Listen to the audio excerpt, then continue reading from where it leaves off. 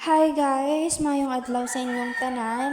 Gali kami ni mama sa may kapitol. Upod ko siya subong kay may ara kami nga importante nga bagay nga pagkahiwaton diri.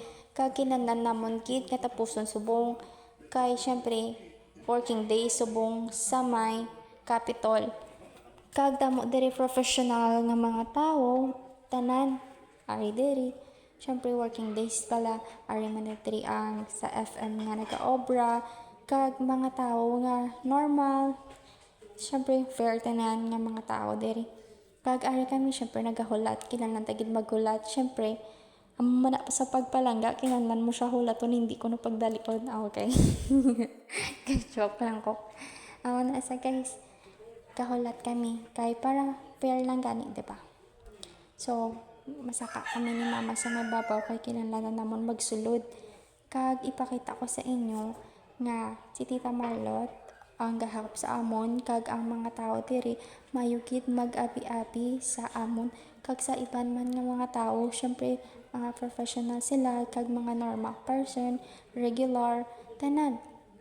Kag mga maayo gid sila mag-abi-abi sa mga tao. Kag syempre sa batasan pagkit mayuman. Kag amo na guys, ari na kami sa may sulod ni mama. Nagsulod na kami. Kag ari na siya. Si Tita Marla tagahap sa amon. Kag ang mga tao man diri, kanami lang sila. Kag gina-explain gid nila tanan. Kag ginatudlo kung ano ang dapat nga himuon, kag ano dapat imuha pagapilahan. Syempre maayos sila tanan diri. Kag ang mga kinahanglan mga proseson ari lang na diri. Kag makita mo man diri, kag ginapakita ko man tanan sa may video, diba? Kag ikaw na bahala mag-intindi, kay maintindihan mo man siguro ako nga video. Joke lang. Pero ginapakita ko ng tuod kay mga maayo gid na diri silang mga tao. Mayo batasan, mayo magbulig.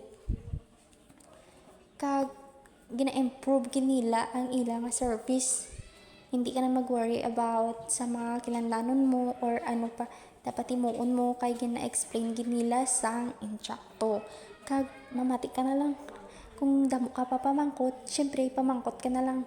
Kay ang mama ko kag si tita ga storyanay pada. Ako ya sige lang ko di video sila. Kag madamo pa kita ko ipakita sa inyo, kay syempre tugay pa ni matapos ako nga video.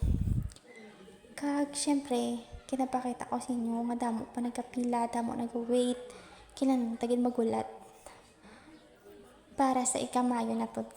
Char. Amo na sa habi mo nag-joke ako, pero tuod na ginahambal ko. Kag guys, syempre masaka na kami ni mama dugay-dugay kay tita sa may babaw. Kag ang mga tao diri nami dati sila ngay ilang nga pila, okay gid, organized gid katama, kag inchakto gid, kag friendly gid sila katama ya. As in magtulo ka lang gasmile na sila, charit. O din ka pa, diri ka na sa Iloilo. O diba? Ang na guys, kay masaka pa kami ni mama sa may babaw, kag ipakita ko sa inyo tanan kung ano kanami. Dari na taas ta ha. Goodbye.